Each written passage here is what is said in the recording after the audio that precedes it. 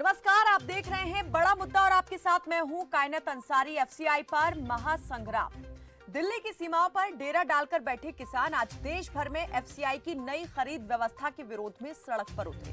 किसानों ने आज के दिन को एफसीआई बचाओ दिवस के रूप में मनाया। संयुक्त किसान मोर्चा की तरफ से प्रदर्शन का आह्वान किया गया था, जिसमें एक बार फिर हरियाणा और पंजाब के किसानों ने जबरदस्त तरीके से अपनी मौजूदगी दर्ज कराई। पंजाब हरियाणा में जगह जगह एफसीआई कार्यालयों का घेराव किया गया और सरकार के विरोध में किसानों का गुस्सा साफ दिखाई दिया।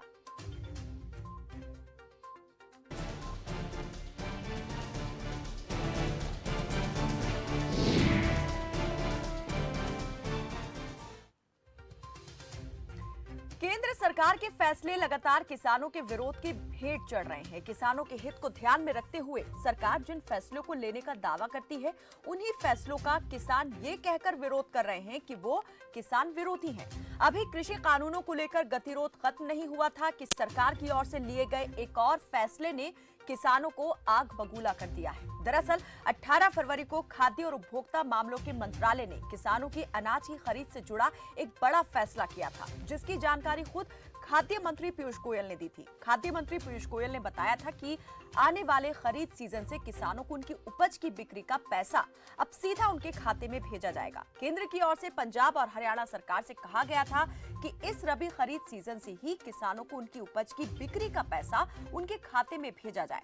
सरकार ने यह भी साफ किया कि इस ई मोड व्यवस्था का नए कृषि कानूनों से लेना देना नहीं है, क्योंकि यूपीए सरकार के दौरान 2012 से ही ऑनलाइन ट्रांसफर की कवायद शुरू की गई थी। 2015-16 के बाद कई राज्यों ने इसे अपना लिया, लेकिन पंजाब हरियाणा लगातार इससे छूट लेते रहे। 18 फरवरी को दिए गए प्रेजेंटेशन में केंद्रीय मंत्री पीयूष गोयल ने दोनों राज्यों के लिए ऑनलाइन ट्रांसफर अनिवार्य होने की बात कही थी। हालांकि आढ़तियों को मार्केट से बाहर करने के सवाल पर 19 जनवरी को उपभोक्ता मामले विभाग, उपभोक्ता मामले, खाद्य और सार्वजनिक वितरण मंत्रालय ने एक बयान में कहा कि इलेक्ट्रॉनिक माध्यम से भुगतान वर्तमान कृषि उपज मंडी समिति प्रणाली के बदले में नहीं है। ये केवल अधिक पारदर्शी तरीकों से भुगतान करने की व्यवस्था को और मजबूत बनाता है। सरकार का पंजाब और हरियाणा में आढ़तियों को बाहर करने का कोई इरादा नहीं है और मंडी व्यवस्था से आढ़तियों को समाप्त करने के लिए कोई निर्देश जारी नहीं किया गया है। इससे आढ़तियों के कमीशन या मंडी शुल्क में भी कोई असर नहीं पड़ेगा। लेकिन इसके बावजूद किसानों का गुस्सा कम नहीं हुआ है और आज बड़े स्तर पर किसानों ने एफसीआई कार्यालयों का घेराव कर एफसीआई को खत्म करने, उसका निजीकरण करने जैसे तमाम आरोप लगाते हुए धरने प्रदर्शन किए।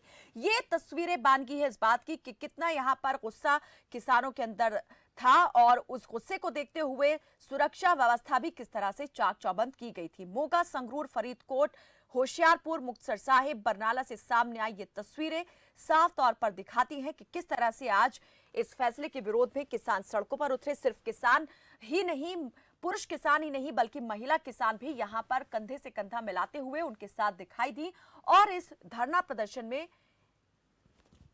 उन्होंने भी बढ़ चढ़कर हिस्सा लिया। तो किसानों का तर्क है कि ई मोड व्यवस्था लागू करने से पहले सुधारों की तरफ ज्यादा ध्यान देने की जरूरत है। एफसीआई ने जो फरमान दिया है उसे वापस लेने की मांग किसान कर रहे हैं और कहा है कि ये फरमान जो है वो किसान और आढ़ती के बीच के रिश्ते को खत्म कर देगा। एफसीआई को खत्म करने, एफसीआई का निजीकरण करने जैसे भी तमाम आरोप यहां पर किसानों ने लगाए हैं और आज एफसीआई बचाओ दिवस के रूप में किसानों ने आज के दिन को मनाया है और सरकार से मांग की है कि ये जो फैसला लिया गया है उसे वापस लिया जाए।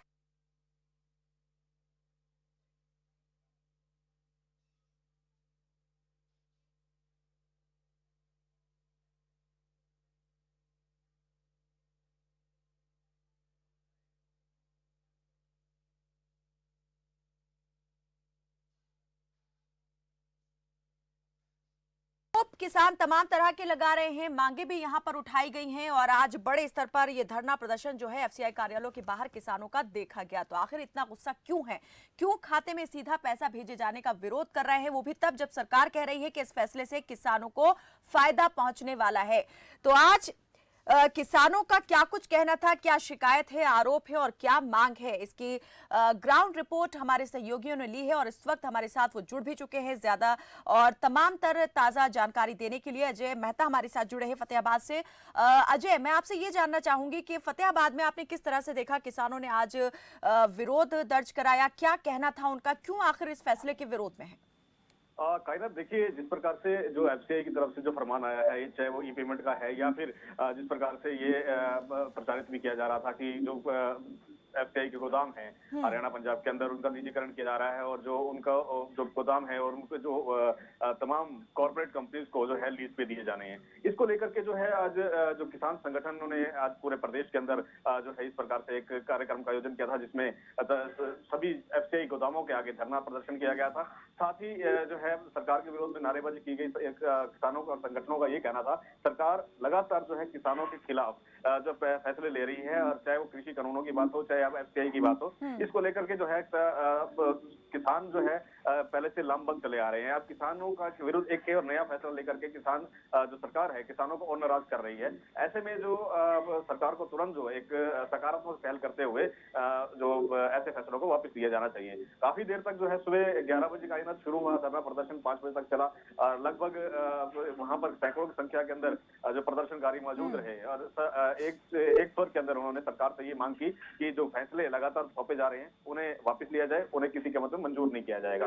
तो क्या किसी तरह की अभी परेशानी वो फेस कर रहे हैं? ये जो नया फरमान सरकार की तरफ से आया है, इसकी वजह से अभी तक क्या कोई दिक्कत उन्हें पेश आई है?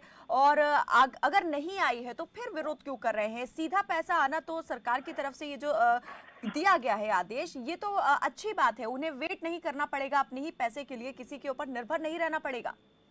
कहीं ना देखिए, अगर हम थोड़े से अतीत में जाते हैं तो ये इस प्रकार के जो ऑनलाइन पेमेंट की बात की गई थी हरियाणा की तमाम मंडियों के अंदर तमाम फसलों को लेकर के हरियाणा सरकार की तरफ से ये बात की गई थी, तो इसको लेकर के पहले से ही आड़ती व्यापारी और किसान लामबंद रहे थे। अब जो जिस प्रकार से अब ई पेमेंट की बात की जा रही है, कहीं ना कहीं किसानों को ये डर है कि जो उनकी एक व्यवस्था बनी हुई है, पारिवारिक व्यवस्था बनी हुई है, जो आड़तियों के साथ एक रिश्ता है जो उनका, वो खत्म हो जाएगा। क्योंकि बैंकिंग प्रणाली से उनको जो लोन लिया जाता है या पैसा मिलता है, जो एक आड़े फंसी टाइम के अंदर जब उन्हें पैसा मिल जाता है, एक आरती से दिन हो या रात हो, ऐसे में जो बैंकिंग प्रणाली है वो उनके फेवर में नहीं आती है। क्योंकि पैसा जो है आरती से मिलना है, अगर आरती से रिश्ता खत्म हो जाता है तो आगे उनके जो है पेमेंट मिलने का और उनको फाइनेंस होने का जो है रास्ते बंद हो जाएंगे। तो ऐसी जो धारणाएं हैं किसानों के, जो धारणाएं किसानों के मन की हुई हैं और लगातार जो इसका विरोध इसी प्रकार किया जा रहा है। जी चलिए, बहुत बहुत शुक्रिया अजय मेहता इस तमाम जानकारी के लिए। और रोहतक का रुख कर लेते हैं, हमारे सहयोगी जितेंद्र पांचाल जुड़े हैं। जितेंद्र, आपसे जानना चाहेंगे क्या सूरत हाल रही, कितना आपने देखा कि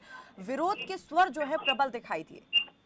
हाँ बिल्कुल कायनात, देखिए पूरे देश के अंदर आज जो विरोध के सुर जो है किसानों के दिखाई दिए और हर जगह पर जो किसानों ने धरना प्रदर्शन किया और जो डीएम के माध्यम से जो ज्ञापन भी जो दिया है एफसीआई के जो डीएम थे उनको, और कहा कि साफ तौर पर जो निजीकरण की जो नीति है सरकार की उसको जो है खत्म किया जाए और जो व्यवस्था जो सरकार की तरफ से की गई है खरीद के लिए उसको अलग पहले। जितेंद्र, मैं समझना चाहूंगी, आपकी बात भी हुई होगी कई प्रदर्शनकारी किसानों से, आखिर वो निजीकरण क्यों मान रहे हैं, क्यों कह रहे हैं कि ये जो नई व्यवस्था है इससे निजीकरण हो जाएगा एफसीआई का?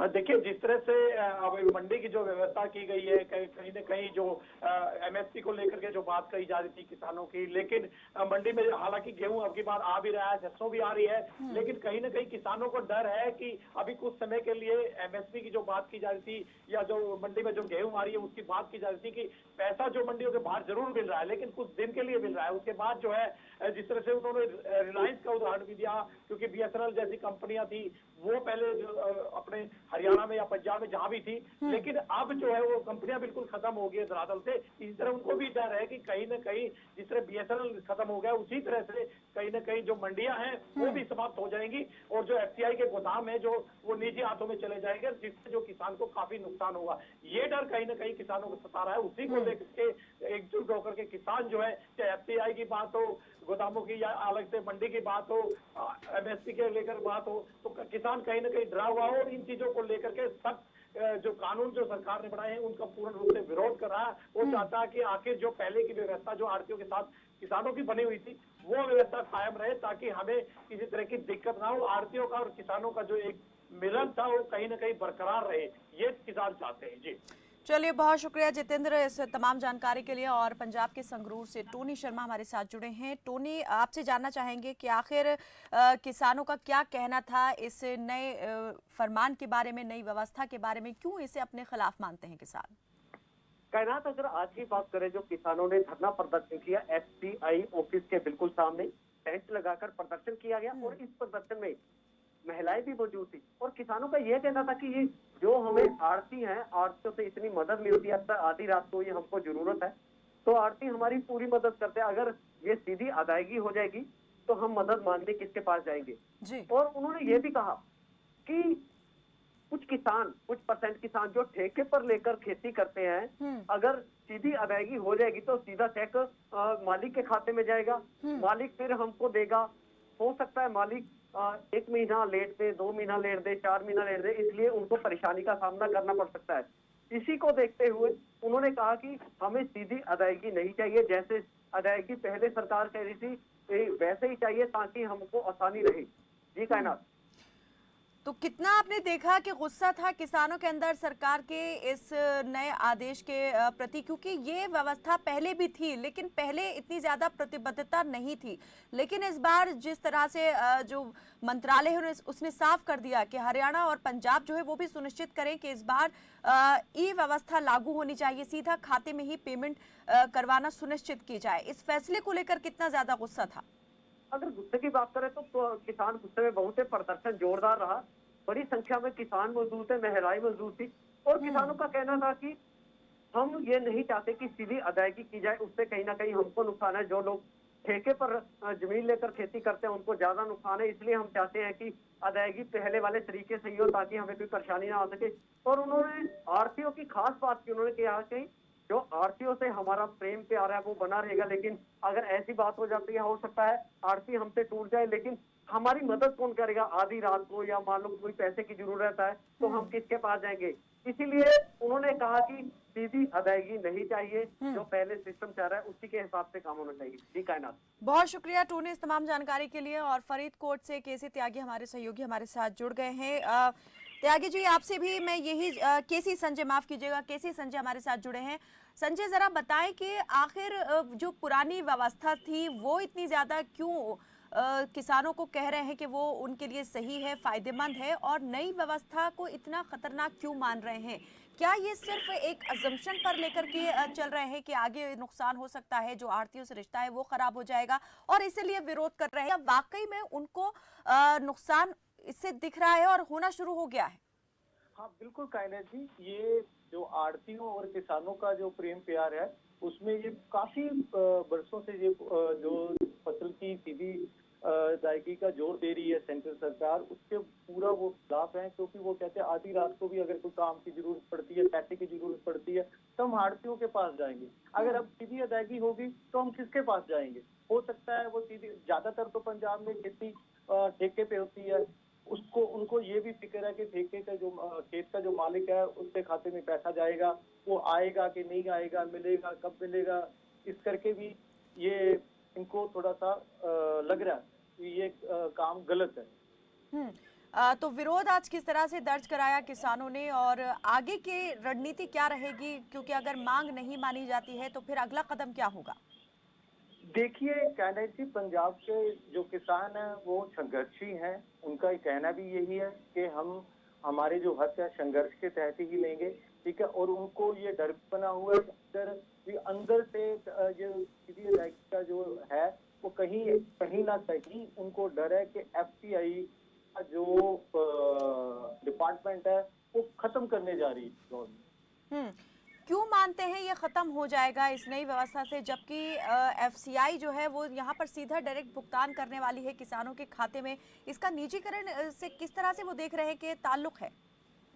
निजीकरण का देखिए जी, सेंट्रल गवर्नमेंट की कई कंपनी है, उनका क्या हाल हुआ है, बीएसएनएल देख लीजिए, और बहुत सारी ऐसी कंपनी है जिनका पूरी तरह से बेड़ा गर्क हो चुका है। इस करके किसानों को ये लग रहा है कि ये सरकार जो है ये निजीकरण की तरफ हमको लेके जा रही है। वहाँ पता नहीं क्या मंडी की क्या व्यवस्था होगी, कैसे होगा, क्या ना होगा, ये सारे अंदेशे बने हुए हैं। और आज फिर भी फूड सप्लाई दफ्तर के बाहर किसानों ने बच्चों और औरतों के संग खूब प्रदर्शन किया और पूरे इस तरह से नारेबाजी। चलिए, बहुत बहुत शुक्रिया केसी संजय इस तमाम जानकारी के लिए। तो एफसीआई का जो नया फरमान है फसल खरीद के मामले में, उसको लेकर गुस्सा सातवें आसमान पर दिखाई दे रहा है किसानों का। और हरियाणा पंजाब में बड़े स्तर पर आज धरना प्रदर्शन किया गया एफसीआई कार्यालयों के बाहर। आखिर क्यों किसान जो हैं इस नई व्यवस्था को अपने खिलाफ देख रहे हैं और क्यों मानते हैं कि ये नुकसानदायक है, इस पर चर्चा जारी रहेगी। लौटते हैं इस छोटे से ब्रेक के बाद।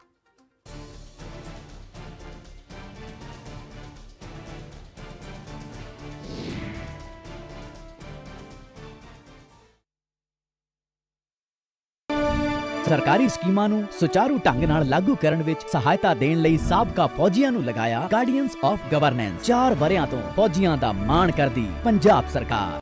समय जो तेजी से बदल रहा है, इस तेजी से बदलते समय के साथ बदलती है दुनिया तेजी से। देश हो या विदेश, मनोरंजन हो या खेल, 25 मिनट में देश विदेश की हर खबर पहुंचेगी आप तक। न्यूज शॉर्ट्स सिर्फ खबर फास्ट पर। आप रोगों से परेशान हो या अंग्रेजी दवाओं से, विभिन्न प्रकार के टेस्टों से परेशान हैं या डॉक्टरों से, किसी भी प्रकार के रोगों के समाधान के लिए एक बार आइए नाड़ी वैद्य कायाकल्प और पाइए अपने सभी रोगों का आयुर्वेद में सही इलाज। क्या आप भी चाहते हैं अपने बच्चों का भविष्य संवारना? तो तनेजा पब्लिक स्कूल लाया है एक सुनहरा मौका। Admissions are open. यहाँ आपके बच्चों को न केवल शिक्षा बल्कि उन्हें मिलेगी कई सारी अन्य सुविधाएं। Qualified, educated and inspiring faculty, well furnished classrooms, creating English atmosphere and providing quality education. Audio visual and play way method of teaching, personal and intensive care. पता Taneja public school, Ambala Jagadhri road, Ambala cantt. अधिक जानकारी के लिए संपर्क करें।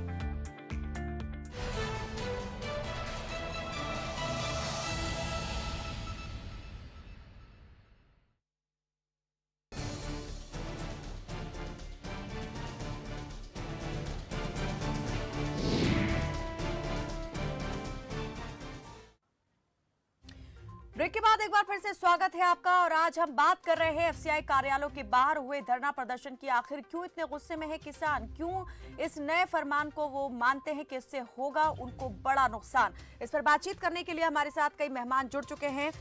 सबसे पहले उनका तारुफ आपसे करा देते हैं। बीजेपी के प्रवक्ता रमन मलिक हमारे साथ जुड़े हैं, कांग्रेस प्रवक्ता योगेश ढींगड़ा हमारे साथ जुड़े हैं, हरविंदर थिंद जो कि किसान नेता हैं हमारे साथ जुड़ चुके हैं, और आरती गुरजीत शर्मा हमारे साथ जुड़ गए हैं। आप सभी का बहुत स्वागत है हमारे साथ इस बातचीत में जुड़ने के लिए। सबसे पहले मैं हमारे साथ जो किसान नेता जुड़े हैं हरविंदर थिंद, उनसे जानना चाहूंगी। हरविंदर जी, मेरी आवाज मिल पा रही है आपको? लगता है मेरी आवाज नहीं मिल पा रही है। गुरजीत शर्मा आरती हैं हमारे साथ, तो उनसे बातचीत कर लेते हैं। गुरजीत जी, मेरी आवाज मिल पा रही है आपको?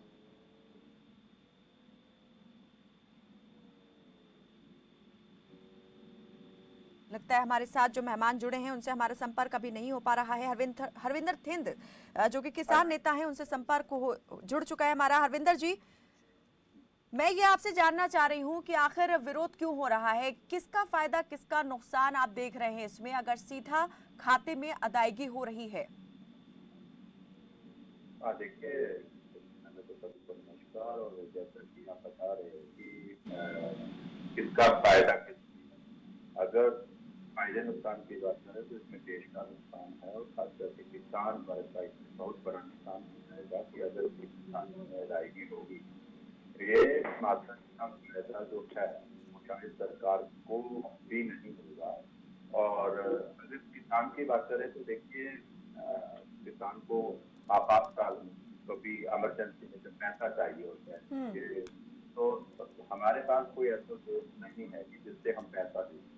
आज की एकमात्र ऐसी जगह है जहाँ पर रात को अगर 12 बजे भी किसी किसान की खुदा ना करे कि कोई एक्सीडेंट हो गया, कोई ऐसी इमरजेंसी बन गई, तो रात को 12 बजे भी अगर कॉल करो तो आरती के साथ हमारे संबंध ऐसे होते हैं कि रात को 12 बजे भी हमारे लिए पैसा देके तैयार रहता है। लेकिन रात को 12 बजे किसी डेस्टिनेशन को नहीं हम उठा सकते, किसी को कर्मचारी को हम नहीं उठा सकते, तो ये पॉसिबल नहीं हो पाएगा। ये जो इंफ्रास्ट्रक्चर पहले बना हुआ है वो कंटिन्यू करना आज के सिस्टम क्या मोदी जी और केंद्र सरकार ये बताने में सक्षम है कि अगर किसान के पास ऑन द स्पॉट पैसा नहीं लेकिन हरविंदर जी, सुधार की जरूरत तो होती है हर एक चीज के अंदर। सुधार की मांग उठ भी रही थी, कहीं से तो सुधार की शुरुआत होती है। अब शुरुआत ही मान लीजिए इसे, लेकिन शुरुआत में ही विरोध क्यों? आखिर किसी नई व्यवस्था को अपनाने में वक्त तो लगता है, मौका भी दिया जाना चाहिए, लेकिन उसको अपनाने से पहले ही अगर विरोध शुरू कर दिया जाएगा तो फिर आगे कैसे हम देखेंगे कि सुधार हो रहा है किसी चीज में? देखिए, सरकार ने जितनी सुधार की कोशिशें की है, वास्तव में वो अंततः देश का नुकसान ही उससे साबित हुआ है। यह नेक्स्ट एक्सपीरियंस प्लेयर हमने जो ग्राउंड बता रहे हैं, नोटबंदी के लिए बहुत बड़ी बातें की गई, क्या परिणाम निकले, जीएसटी के लिए क्या बातें की गई, आज क्या परिणाम निकले हैं, जितनी भी बातें की गई आज उसके परिणाम आज देश की अर्थव्यवस्था का क्या हाल बना के रख दिया गया है। तो ये मात्र ये जो सियासी पुलाव पकाते हैं वो बाद में किसी को स्वाद नहीं लगता, और देश आज उसकी सजा भुगत रहा जो यथास्थिति आज बन चुकी है। एफसीआई की बात करें तो आज एफसीआई बिल्कुल कंगाल होने की कदर है। वास्तव में होता क्या है चाइना जी, मैं बताना चाहूंगा होता क्या है। जब ये कोई भी कानून लागू किया गया, ये इसका जो पहले बेस बनाया गया, जिस प्रकार से बीएसएनएल को बर्बाद करने के लिए, जियो को लाने के लिए बेस बना करके बाद में बीएसएनएल ऐसी परिस्थितियां तैयार कर दी गई, अंततः बीएसएनएल खत्म हो गया और आज आप देख रहे हो किस प्रकार से जियो मतलब मालामाल हो रहा है। मैं ये समझना चाह रही हूँ हरविंदर जी कि आप कैसे मान रहे हैं कि इस नई व्यवस्था के बाद सरकार के हाथों से या उसके नियंत्रण से निकल जाएगा एफसीआई और निजी हाथों में चला जाएगा? मैडम, जब मनमोहन सिंह की सरकार थी, मैं बताना चाहूंगा 91,401 करोड़ रुपए का जो कर्ज था एफसीआई के ऊपर, क्योंकि एफसीआई के खुद के बहुत सारे खर्चे होते हैं, प्रोक्योरमेंट करनी पड़ती है, गोदाम के अंदर माल को लेके जाने के लिए ट्रांसपोर्टेशन पड़ती है, माल को स्टोर करना पड़ता है, 22,000 कर्मचारी, 65,000 प्राइवेट कॉन्ट्रैक्ट कर्मचारी हैं, तो इन सभी को मेंटेन करने के लिए बहुत बड़ा पैसे की जरूरत है। तो जब मनमोहन सिंह की सरकार थी, मैं बताना चाहूंगा 91,401 मतलब इतना कर्जा, तो उसके साथ क्या हुआ, जब हमारे नरेंद्र मोदी जी तो आते ही 2014-15 के अंदर ये कर्ज 10,000, उनका 10 साल का ये कर्ज था और इनके आते ही 10,000 मतलब जो करोड़ था कर्जा बढ़ गया। उसके बाद 16-17 में 1,32,000 करोड़ रुपए, 17-18 में 1,92,000 करोड़ रुपए, 18-19 में 2,65,732 करोड़ रुपया और 19-20 के अंदर 3,15,000 करोड़ रुपया, और आज जो एफसीआई की हालात है इतने बदतर हो गए हैं, 4 लाख करोड़, 3.5 लाख से 4 लाख करोड़ रुपया कर्जे के अंदर एफसीआई को धकेल दिया गया है। आखिरकार क्या होगा, एफसीआई खुद को बर्दाश्त नहीं कर पाएगी, सिस्टम की इंफ्रास्ट्रक्चर को मेंटेन नहीं कर पाएगी और एफसीआई मजबूरन होकर आज अडानी के गोदामों में माल रखने के लिए मजबूर हो चुका है, और जिस वजह से आज उसके अंदर ये माल को स्टोरेज करने की कैपेसिटी नहीं है, तो इस प्रकार से ये मजबूर किया गया है सिस्टम को कि एफसीआई को बर्बाद किया जाए और अडानी के जो उसने बनाए हैं अपने सैलरी उनको मालामाल किया जाए। ये अडानी के लिए इंफ्रास्ट्रक्चर देश की अर्थव्यवस्था को कमजोर करके पूंजीपतियों के घर करने की काम की मोदी सरकार कर रही है। अब आप बताइए कि क्या ऐसे क्या हो गया? मैं जरा इनका भ्रम तोड़ूं। आती हूँ रमन जी आती हूँ आपकी तरफ जी। नहीं, मैं इतना जो झूठ बोला जा रहा है मैं उसको जरा काउंटर करना चाहूंगा जी। चलिए हरविंदर जी अभी बहुत वक्त है हमारे पास में, चलिए रमन जी का भी पक्ष ले लेते हैं, वो कुछ इस वक्त कहना चाह रहे हैं जी। सबसे पहली बात, जो ये किसान और आड़ती के रिश्ते की बात कर रहे हैं, इन तीनों अध्यादेशों में कहीं भी पुरानी व्यवस्था को तोड़ा नहीं गया है। उसके साथ साथ अगर कोई वैकल्पिक रास्ता लेना चाहता है तो उस रास्ते के नियम बनाए गए हैं, सबसे पहली बात। दूसरी बात, मैं चैलेंज करता हूं हरविंदर जी से भी या किसी और से भी जो ये बात कहे कि एफसीआई प्राइवेटाइज होने वाली है, उसका कोई भी तथ्य बताए। तीसरी चीज, अगर जैसे मुख्यमंत्री जी ने बोला था, मैं वैसे ही बोल रहा हूँ, अगर एफसीआई, एमएसपी या मंडियां जिस दिन बंद होने की आएगी, मैं अपने आप स्वयं भी पार्टी को छोड़ के विरोध में आ जाऊंगा।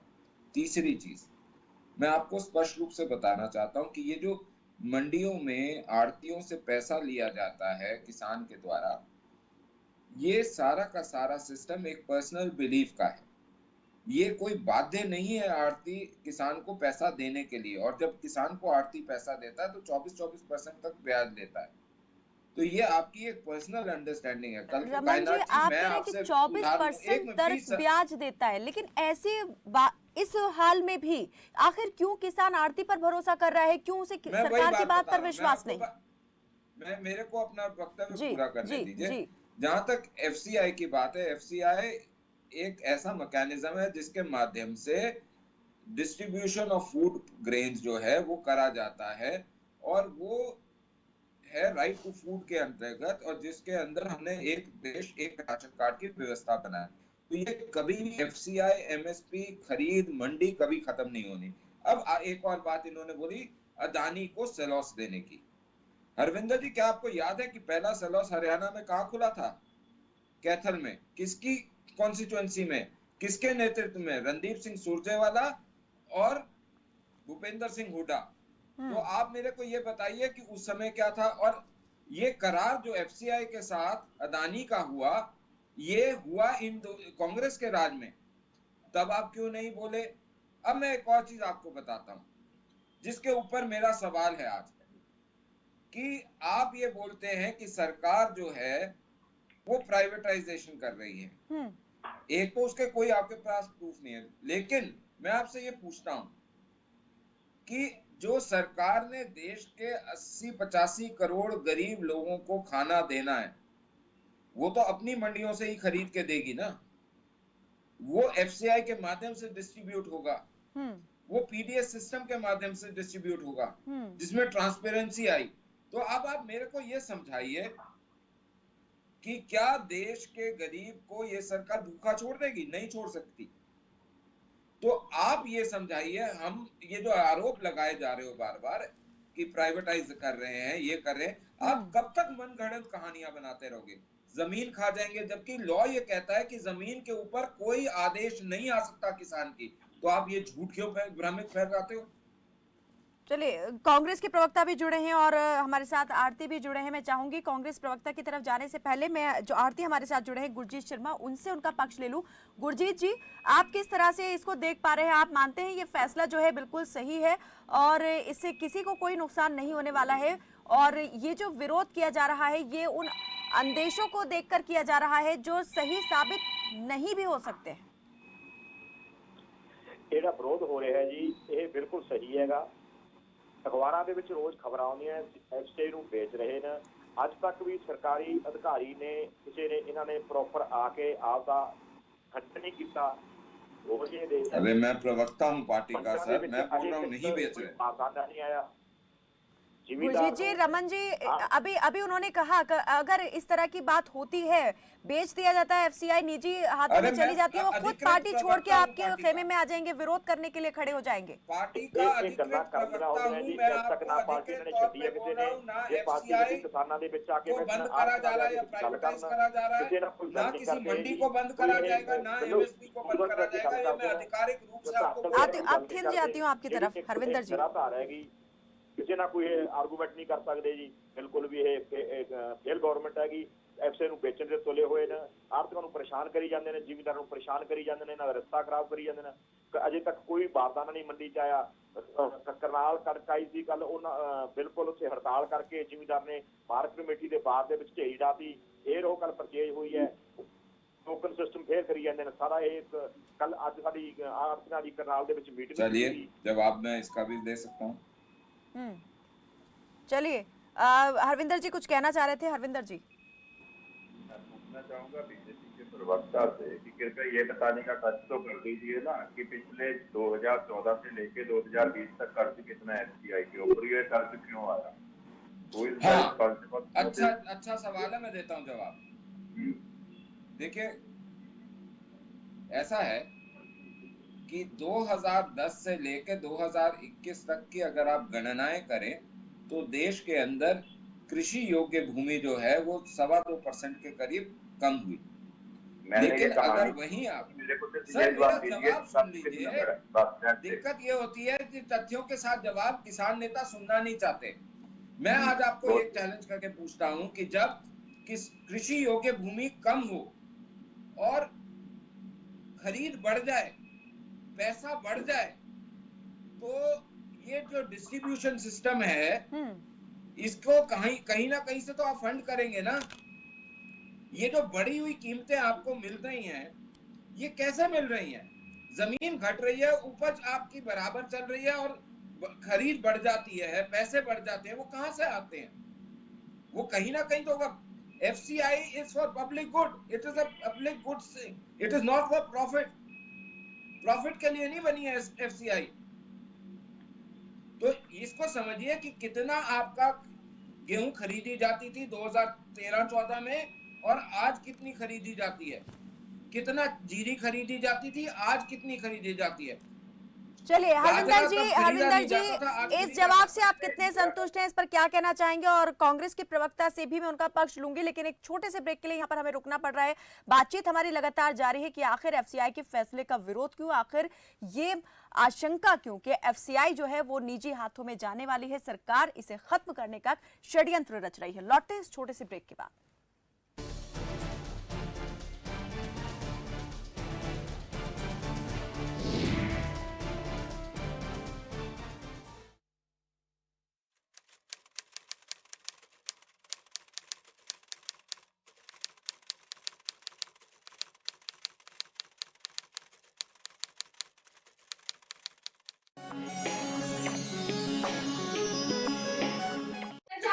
नमस्तुभ्यम नमाम्यहं सहोत्र। हे आर्य राष्ट्र के रहने वाले मेरे हम उम्र भाई, आप सभी को मेरा नमस्कार है, स्वागत है आप सभी का अपने पसंदीदा प्रोग्राम नाड़ी वैद्य काय क्लब के अंदर। आज आपको डॉक्टर बहकाते हैं, सारा जिंदगी दवा खानी पड़ेगी, कहीं दवाओं के नाम पर और कहीं वंशानुगत रोगों के नाम पर। वंशानुगत रोग कौन से होते हैं पहले ये समझिए। जन्मजात किसी भी रोग को ठीक नहीं किया जा सकता और जन्म के पश्चात होने वाले प्रत्येक रोग को ठीक किया जा सकता है, चाहे वो वंशानुगत हो, चाहे वो दवाइयों की कमी से हो या डॉक्टरों की कमी के कारण कोई बीमारी पैदा हो गई है, उस प्रत्येक रोग को ठीक किया जा सकता है। सर्वाइकल, माइग्रेन, BP, एसिडिटी, कब्ज, नमूनिया, दमा, किसी भी प्रकार का चर्म रोग, और भले ही आप HIV और एड्स से ग्रसित क्यों न हो, प्रत्येक रोग को आयुर्वेद में सही तरीके से सदा के लिए ठीक किया जा सकता है, क्योंकि आयुर्वेद रोग के कारण को दूर करता है और शरीर में रोग से लड़ने की ताकत को पैदा करता है, यानी इम्यून सिस्टम को मजबूत बनाता है। जब आपके शरीर में रोग से लड़ने की ताकत पैदा हो जाती है तो कोई भी रोग ठीक होने के लिए असाध्य नहीं कहा जा सकता, प्रत्येक रोग को ठीक किया जा सकता है। अधिक जानकारी के लिए इन नंबरों पर संपर्क कीजिए या हमारी वेबसाइट nvkbhat.com पर जाइए।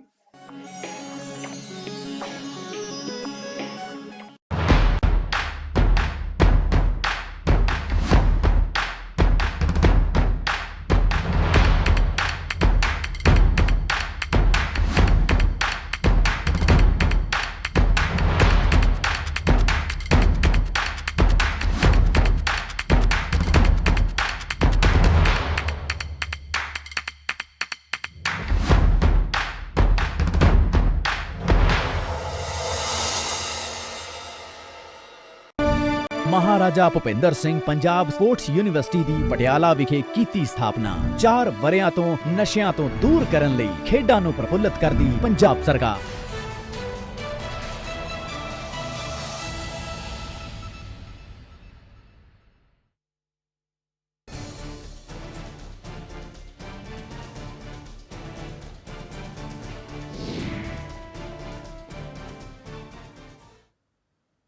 ब्रेक के बाद एक बार फिर से स्वागत है आपका, और आज हम बात कर रहे हैं कि आखिर FCI के फैसले पर क्यों मचा है घमासान, क्यों किसान कर रहे हैं संग्राम, और आखिर इतना यहाँ पर विरोध क्यों किया जा रहा है, किस बात का डर है किसानों को, आरोप जो है वो आखिर सरकार की मंशा पर, नीति पर, नियत पर क्यों लगाए जा रहे हैं।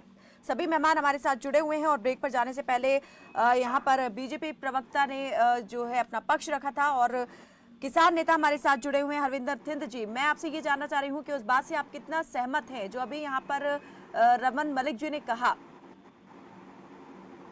बिल्कुल, इन्होंने जो हमने जवाब दिया है कि जो इस वजह से जो कांड बनता जा रहा है, ये कोई मतलब बड़ा हास्यास्पद जवाब मानूंगा मैं इसको।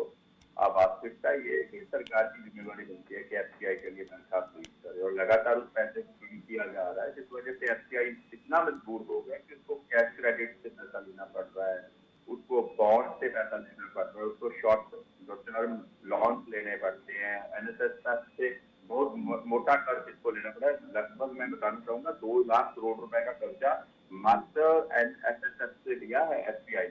और आज हालात ये बन गए हैं कि 2016-17 के अंदर 66 जो लगभग 66 करोड़ 90 हजार का लगभग इन्होंने लिया है अदर सोर्सेज से। तो एफसीआई अब कितना मतलब इसको नाजुक बना दिया गया है कि वो बर्बाद होने की कगार पर है। और ये हमारे जो देश के आदि योगेश जी आपकी तरफ जी बिल्कुल बेफिक्र हो चुकी हैं। और इसके पीछे सिर्फ जो तात्पर्य मात्र ये है कि एफसीआई को बर्बाद करो। और जो आप मान रहे हैं इस नए सिस्टम के जरिए सरकार पल्ला छुड़ा लेना चाहती है, अलग थलग हो जाना चाहती है और पतली गली से जो है वो निकलने का रास्ता अपना निकाल चुकी है, खोज चुकी है इस नए सिस्टम के जरिए। योगेश जी, सरकार ने तो खुद ही ये मान लिया था कि जो हमारा पब्लिकली जो 63,000 करोड़ की फूड सब्सिडी दी गई, जो ये सब्सिडी आज के दिन में 1,15,000 करोड़ की है।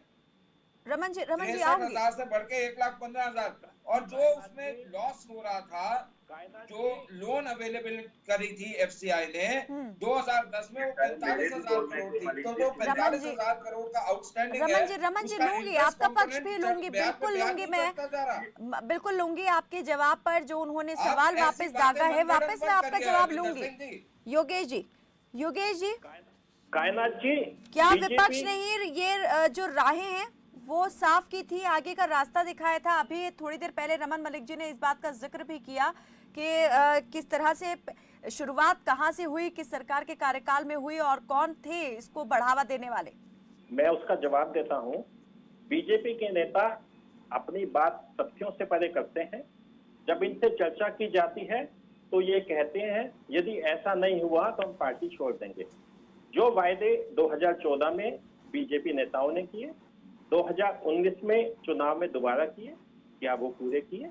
यदि वो पूरे नहीं हुए तो वो छोड़ के क्यों नहीं जाते? अभी जो एफसीआई के डेफिसिट की बात हो रही थी कि जिस दिवालियेपन पे आ गई, उसमें इनके जो तथ्य दिए वो हास्यास्पद हैं। सच्चाई ये है कि 2014 में एफसीआई जिस कर्जे में थी, आज वो उससे लगभग 3 गुना अधिक कर्जे में है। आज एफसीआई पे 3 लाख से भी अधिक कर्जा है। विकासशील देशों का बजट हमेशा फिस्कल डेफिसिट होता है। ये सरकार ना जाने क्यों अपने बजट का फिस्कल डेफिसिट कम करके क्या साबित करना चाहती है। जो बजट में एफसीआई जिस तरह से एमएसपी पे खरीदती है किसानों से सामान, अनाज, अपनी transportation cost, procurement cost, storage cost के बाद स्टेट गवर्नमेंट के कहने पर पूरे देश में जो 5 लाख राशन डिपो हैं, उनके माध्यम से लगभग 25 करोड़ लोगों को जो सस्ता राशन 5 किलो प्रति व्यक्ति के हिसाब से और 3.5 करोड़ लोगों को अंत्योदय योजना में देती है, उसका जो डिफरेंस भारत सरकार को एफसीआई को देना चाहिए वो नहीं दे पा रही। इस वर्ष भी जो फूड सब्सिडी का बजट कम करके सिर्फ 70,982 करोड़ रखा है, जो कि वास्तव में 2.14 लाख करोड़ होना चाहिए था। एफसीआई को भारत सरकार पैसे नहीं दे रही जो देने चाहिए। एफसीआई लगातार कर्जे में आ रही है, बाहर से लोन उठा रही है, एनएसएफ से लोन उठा के दिवालियेपन पे आ गई। ये भारत सरकार की मंशा है। 3 कृषि कानून लागू करके एफसीआई को उस बर्बादी पे ले आए कि वो किसानों से न्यूनतम समर्थन मूल्य आप ये बताइए कि खरीद ही ना पाए। जिस व्यवस्था से किसानों के हित की बात करती है और किसानों से बात नहीं करती। आज किसान दुखी है, हताश है, अपने आप को असहाय महसूस कर रहा है और शांतिपूर्वक संघर्ष करता है तो उसमें लाठीचार्ज करती है, अपनी तानाशाही पे आ गई है भाजपा सरकार। तो रमन जी आप जिस बात का जिक्र कर रहे हैं, क्या ये मान लिया जाए कि अब उसी परंपरा को बीजेपी आगे बढ़ाने का काम कर रही है? किसानों को बर्बाद करने पर तुली है ये आपने। पूंजीपति किसान बर्बाद हो जाएंगे, कोई बात नहीं। आप मेरे को ये बताओ, आप जवाब अभी भी नहीं देने को तैयार हो। एफसीआई के बजाय अदानी का सेलॉस सुरजेवाला ने मंत्री होते हुए अपनी कॉन्स्टिट्यूएंसी में लगवाया, भूपेंद्र सिंह हुड्डा ने पास करा। चर्चाओं को बदलना, मुद्दे को बदलना, आज इस मुद्दे की बात हो रही है। एफसीआई को दिवालियेपन पे कौन लाया? पिछले 6 साल में एफसीआई का कर्जा इतना ज्यादा क्यों बढ़ गया? फूड सब्सिडी कम क्यों की आपकी सरकार ने? उसका जवाब तो आपके पास है नहीं। लेकिन रमन जी आज जो विरोध देखने को मिला है उसमें ये कहा जा रहा है, आप एक सेलॉस की बात कर रहे हैं, लेकिन यहाँ किसान मान रहे हैं कि अब एफसीआई को ही एक सेलॉस बना दिया जाएगा जो कि सीधा पूंजीपतियों के हाथ में होगा। बिल्कुल नहीं होगा। मैं दो टुक बोल रहा हूं। एफसीआई सरकार का एक अभिन्न अंग है, क्योंकि हमने जो फूड सिक्योरिटी एक्ट एक कमिटमेंट है भारत सरकार की, किसी पार्टी की नहीं, भारत सरकार की, भारत के नागरिकों के साथ संविधान के द्वारा, उसको कोई भी छेड़ नहीं सकता। और इसलिए एफसीआई डिस्ट्रीब्यूशन का एक माध्यम है, कलेक्शन का एक माध्यम है, जिसको सरकार अपने आप चाहे नुकसान भी हो उसको पूरा करती है, चलाती है। आज मैं ये बात आपके सामने रख रहा हूं और आंकड़े अगर आप चाहें तो एफसीआई की साइट पे देख लें कि अंदाजन 60,000 करोड़ 2010 के फिगर आपको देता हूं और उसके बाद 2020-21 के भी फिगर देता हूं। 2010 में 60-63,000 करोड़ का फूड सब्सिडी थी, ओवरड्यू 14,000 करोड़ का था और लोन्स 45,000 करोड़ के थे जो उसके ऊपर पेंडिंग थे। इस 20-21 के अंदर 1,15,000 करोड़ की फूड सब्सिडी हम दे चुके हैं, बाकी आंकड़े आने हैं। मैं आज ये पूछना चाहता हूं और आज बड़े स्पष्ट रूप से बोलना चाहता हूं, क्या पीडीएस सिस्टम में इंक्रीज हुआ डिस्ट्रीब्यूशन? उसका आंकड़ा कहता है यस। क्या किसान को पैसे मिलने और शुरू हुए? उसका आंकड़ा कहता है यस। क्या कृषि योग्य भूमि कम हुई? उसका आंकड़ा कहता है यस। और अगर हम बात करें कि किसान क्रेडिट कार्ड के माध्यम से या किसान को सब्सिडी या किसान को जो किसान सम्मान निधि है या और कोई चीजें वो बड़ी मिलनी, वो सारी है यस। अगर ये सारे यस हैं तो ये जो मिलान वाले बाबा के नोनो बैठे हैं ये क्या हैं? और दूसरी चीज मैं आपको एफसीआई की बहुत स्पष्ट रूप से बता रहा हूं, ना एफसीआई, ना एमएसपी और ना मंडी, ये तीनों चीजें कभी बंद नहीं होंगी। योगेश जी, नरेंद्र मोदी सरकार में ये कभी बंद नहीं होंगी। इन्होंने इतने यस कह दिए, मैं सिर्फ एक पूछना चाहता हूं, 2010 में भारत सरकार ने एफसीआई को कितने पैसे देने थे और आज 2021 में भारत सरकार ने एफसीआई को कितने पैसे देने हैं ये बता दे। एफसीआई की पोजीशन खराब करने वाले, हाँ, मैं आपको बर्बाद करने वाले, उसको दिवालियेपन पे लाने वाले पिछले 7 साल की ये वर्तमान सरकार है। इस सरकार ने एफसीआई की वो हालत कर दी कि उसको बाहर से लोन लेना पड़ता है। सर बता रहा हूँ ना आपको, बता रहा हूँ। आप इस वर्तमान बजट में जो फूड सब्सिडी आप दे रहे हैं वो 70,982 करोड़ का प्रावधान है आपका, और आप कहते हैं सब्सिडी बढ़ा रहे हैं।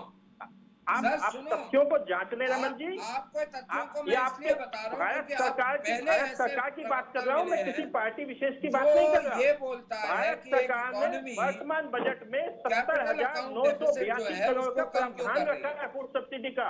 अरे सर 21 ढींगरा साहब सुनो, तथ्य जांच ले, उसके बाद जब आप चाहेंगे दोबारा चर्चा कर लेंगे। चर्चा के लिए बैठे हैं देश हित में, किसान हित में, जो हो हम तो हर अच्छे काम में विपक्ष की भूमिका निभाते हुए सरकार का साथ देने को क्या है। रमन जी चलिए, रमन जी मैं ये भी ये जानना चाह रही हूँ, रमन जी चलिए ठीक है, ये फैसला जो है ये डायरेक्ट अकाउंट में पेमेंट करने का ये यूपीए सरकार के वक्त ही ले लिया गया था। कई राज्यों ने इसे लागू भी कर दिया, लेकिन हमेशा पंजाब और हरियाणा इससे छूट लेते रहे। लेकिन इस बार ऐसा क्या हुआ कि खुद केंद्रीय मंत्री पीयूष गोयल ने इस बात को लेकर बाध्यता कर दी कि इस बार एफसीआई ये निर्देशित करे कि सरकारें ये सुनिश्चित करें कि पैसा सीधे अकाउंट में जाना चाहिए। क्या ये दो decision है। लचीलापन खत्म करने वाली बात नहीं, ये और ज्यादा कठोरता नहीं लाई गई फैसले में? मैं बताता हूँ। देखिए इसमें क्या है, पंजाब में क्यों प्रॉब्लम हो रही है वो भी बता देता हूँ, और यहाँ क्या दिक्कत है वो भी बता देता हूँ। हरियाणा के अंदर आपको याद होगा, माननीय मुख्यमंत्री मनोहर लाल जी ने सदन के अंदर सदन की कार्रवाई के तहत कहा था कि हम ये सुनिश्चित करेंगे, प्रावधान बना रहे हैं कि जो किसान अपनी जमीन पे खुद किसानी कर रहा है, या तो बेनिफिट उसको मिले, या उसको मिले जो काश्तकारी कर रहा है। किराए जो खा रहे हैं उनको बेनिफिट, ये 6,000 रुपए का भी और बाकी चीजों के सब्सिडीज के बेनिफिट उनको ना मिले, क्योंकि असली काम या तो मजदूर करता है या किसान जिसकी अपनी जमीन है वो कर रहा है। अब एफसीआई ये कहती है कि जिसके जो खरीद है, किसान जो वहां किसानी कर रहा है उसकी खरीद हो रही है, वो खरीद होनी चाहिए। हम ये क्या गलत कर रहे हैं करना, कि अगर हम उस गरीब को भी पहुंचाना चाह रहे हैं फायदा, और उस मजदूर को भी, और उस गरीब किसान को भी, कि जो धन्ना सेठ बैठे हैं जो किसानी के नाम पे अपने आप को सिर्फ दिखा के 45 लाख रुपए की गाड़ियों में घूम रहे होते हैं, ये फायदे सारे ले ले, और जो गरीब है वो फायदा ना मिले उसको। ये क्यों भाई? गरीब को फायदा देने के लिए सरकार बनती है। सरकार का काम ये होता है कि टैक्स इकट्ठा करे मैंने इस और फैसले गरीबों की में बाध्यता से जुड़ा हुआ सवाल किया था कि आखिर ये फैसला क्यों कहा गया इतना स्ट्रिक्टली कि इसे लागू किया जाए, सीधा खाते में पेमेंट होना चाहिए। 40 साल से रिफॉर्म्स के बारे में बात हो रही है कायनात जी। ये एग्रीकल्चर रिफॉर्म जो है 40 साल से कमेटी के ऊपर एक और कमेटी, उसके ऊपर कोई और सुपीरियर कमेटी, ये चलता गया शोध। कहीं तो आप इस शोध को खत्म करोगे, और उस शोध को खत्म करके आप कहीं तो ये करोगे कि ये विचार और विचार विमर्श को छोड़ के ग्राउंड पे काम करके उस गरीब को उठाओगे, या उसको वहीं रहने दे मरने के लिए। हरविंदर जी कुछ कहना चाह रहे हैं। जी हरविंदर जी।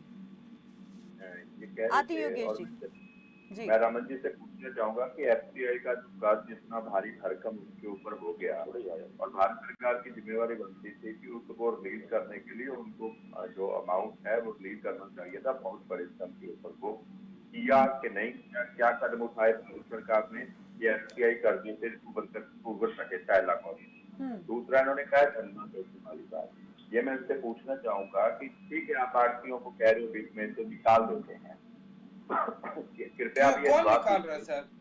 नहीं, आप तो खुद ही कह रहे हो कि धन्ना सेठ बीच में से निकाल दिए जाएंगे जो 45 लाख की गाड़ियों में से। सर कमीशन एजेंट किसी भी ट्रेड में आपने अभी बोला एक मीडिएटर होता है। जो 45 लाख की गाड़ियों में घूमते हैं उनको हम बीच में से निकालेंगे, तो आप जो करोड़ों की गाड़ियों में अडानी अंबानी घूमते हैं उनका क्या करोगे? पहली बात। दूसरी सर वो बिजनेसमैन है, वो भी टैक्स भरते हैं, ये भी टैक्स भर रहे हैं, ये भी अपना धंधा करें। लगातार आप बोल रहे थे, मैं सुन रहा था आपको, और आप में से मैं जवाब मांग रहा हूँ। आप सरकार में बैठे हैं, जवाब देना आपका कर्तव्य है। बिल्कुल सर, मैं नोट कर रहा हूँ। पहली बात तो आप ये बता दीजिए कि एफसीआई को कितना पैसा रिलीज कर रहे हो कर्ज से निकालने के लिए। दूसरी बात, धन्ना सेठों की बात कर रहे हैं, तो क्या मेरे खेत से उठाने के लिए फसल को क्या सीधा अडानी साहब आएंगे मेरे घर पे, और यहाँ क्या अंबानी साहब, मुकेश अंबानी मेरे घर पे खरीद करने आएगा? वो कैसे खरीदेंगे? वो भी तो मीडिएटर, जितने भी कॉन्ट्रैक्ट करते हैं वो क्या होता है, वो मीडिएटर को कॉन्ट्रैक्ट देती है, उसके बाद भी होता है ना। तो क्या फिर बिचौलिए, आज बिचौलिए करने, फिर कितने बिचौलिए आएंगे, और इतना इंडस्ट्रियलाइजेशन हो जाएगा, इतना टेक्निक यूज हो जाएंगी कि शहरों के अंदर जो कर्मचारी आज जो गोदामों में एफसीआई के काम करते हैं वो कर्मचारी कहाँ जाएंगे? जो आरटीए की दुकानों पे काम करते हैं व्यापारी, वो जो कर्मचारी वो कहाँ जाएंगे? आरटी कहाँ जाएंगे? और सबसे बड़ी बात, जो भूमिहीन किसान हैं, जो ठेके पे पैली लेते हैं, ठेके पे जमीन लेकर काम करते हैं, वो कहाँ जाएंगे? क्या उनके लिए सोचा है? वो क्या होगा कि उसके बाद जब ये व्यवस्था आप ऐसी स्थापित कर दोगे, कॉन्ट्रैक्ट फार्मिंग आ जाएगी, वो लोग मजदूर बन, जो मजदूर है वो बिल्कुल खत्म हो जाएगा, किसान मजदूर बन जाएगा। ये व्यवस्था भविष्य आप हमें दिखा रहे हो। क्या व्यवस्था की है? बेरोजगारी का स्तर आज जवाब दे दूं, पूरी सुन लीजिए ना पहले। और 22,000 कर्मचारी एफसीआई के थे, कहाँ जाएंगे? चलो उनको आप रखोगे, 60,000 जो वहां पर कॉन्ट्रैक्ट कर्मचारी है कहाँ जाएंगे? एफसीआई के जो हालात इस देश की सरकार ने आज बना के रख दिए हैं उसके हालात। और तीसरी बात, आपने सुरजेवाला का बारी बारी से नाम लिया कि सुरजेवाला ने स्कैंडल के अंदर कॉन्ट्रैक्ट किया उसके साथ, अडानी का वहां पर सैलो बनाया, कहाँ है सुरजेवाला, ये भी बता दीजिए। और क्या इस बात को आप मानोगे कि जो सुरजेवाला ने की उसको सजा मिली, उसने एक सैलो बनाया, उसकी सजा उसको मिली। आप सैकड़ों जो सैलो बना रहे हो पंजाब के अंदर, हरियाणा के अंदर, मध्य प्रदेश के अंदर, जहां जहां भी बना रहे हो, क्या इस सजा को भुगतने के लिए आप तैयार हो जाओगे? जो हाल सुरजेवाला का हुआ, क्या उस हाल के लिए आप भी तैयार? ये बताइए। ठीक है सर, मैं आपके 6 सवाल हैं, मुख्यतः 6 का जवाब दे देता हूँ। सबसे पहले मैं बार बार बोल रहा हूँ, एफसीआई कहीं नहीं जाने वाली। एफसीआई को कोई बंद नहीं कर रहा, कोई विचार नहीं है सर। एफसीआई को बंद करने का कोई विचार नहीं है। इतनी तो सुन लो एक बात, एफसीआई विचार ही नहीं है। जब इतना कर्जा एफसीआई पे होगा चलेगी कैसे? भारत सरकार ने जो पैसा देना है एफसीआई को जैसे भी फंड करना होगा सरकार करेगी। सरकार एफसीआई को नहीं बंद कर रही। कैसे देगी? एफसीआई करने की नौबत आपने रखा ही अरविंदर जी, एफसीआई को कोई बंद नहीं कर रहा। जहां तक आप डायरेक्ट स्पीकिंग आप बोल रहे हो, पूर्व में रमन जी, पूर्व में सरकार के जो फैसले लिए गए, क्या आपको नहीं लगता कि वही इन आशंकाओं को बल दे रहे हैं? अगर हम बैंकिंग सेक्टर की बात कर ले, रेलवे की बात कर ले, यहाँ पर ये राजनीतिक और जो दूसरे क्षेत्रों में सरकार के फैसले हैं उनको देख ले, क्या वो फैसले आज इन आशंकाओं को बल नहीं दे रहे? कि आज विश्वास नहीं कर पा रहे हैं किसान? लग रहे हैं जो पढ़ के आते हैं। अमूमन किसान नेता पढ़ के नहीं आते बात करने। आप एक ऐसे लग रहे हैं जो पढ़ के आते हैं। मैं आपसे पूछता हूँ, मंडी एक्ट 2006 पंजाब गवर्नमेंट, मंडी एक्ट 2006 पंजाब गवर्नमेंट बहुत क्लियरली ये बोलता है कि कहाँ प्राइवेट मंडी खुल सकेगी, कौन लाइसेंस देगा। और आप जो किसान हैं वो उस मंडी कमेटी के निर्णय के खिलाफ कोर्ट में नहीं जा सकते। आज तक वो क्यों नहीं राक्षस बन पाया? एक चीज। दूसरी चीज, अभी मैं आपको क्लियर करता जाता हूं। जहां तक आप डायरेक्ट परचेज की बात कर रहे हो, सरकार जो परचेज करती है, सरकार मंडियों के थ्रू, सरकारी मंडी के थ्रू ही परचेज करती है। सरकारी प्राइवेट प्रोक्योरमेंट वहां करती है जहां पे मंडियां ना हो।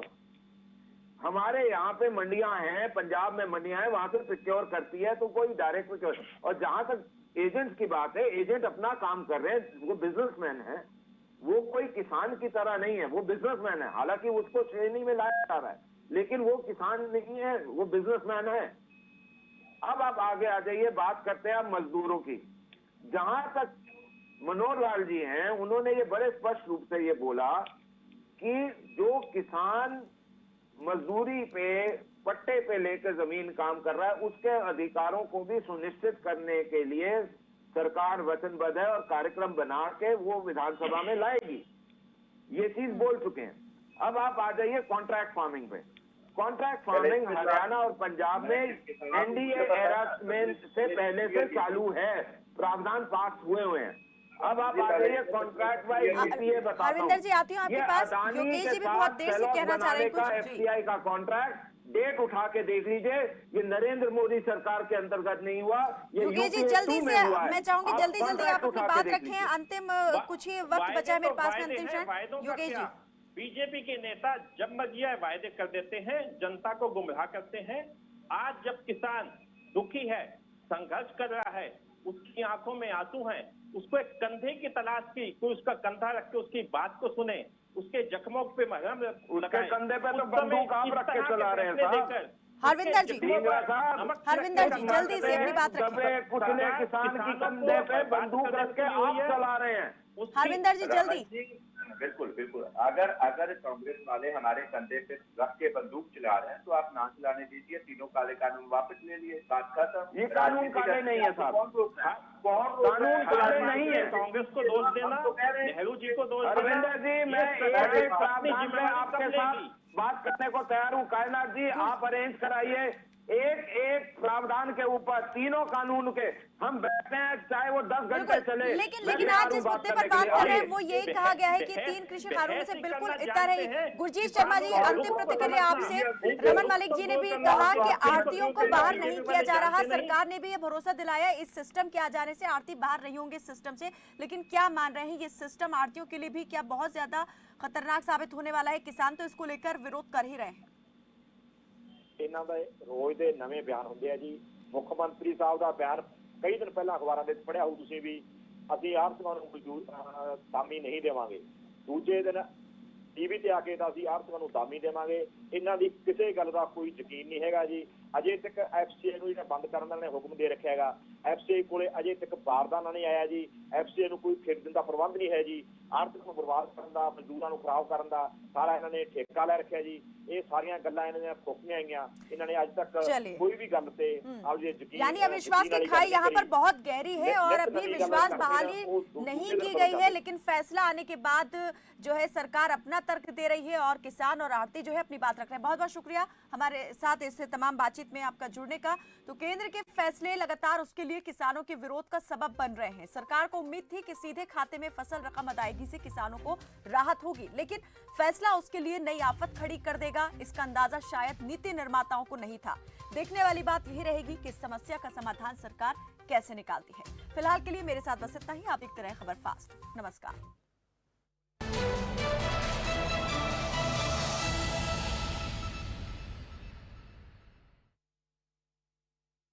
सेहत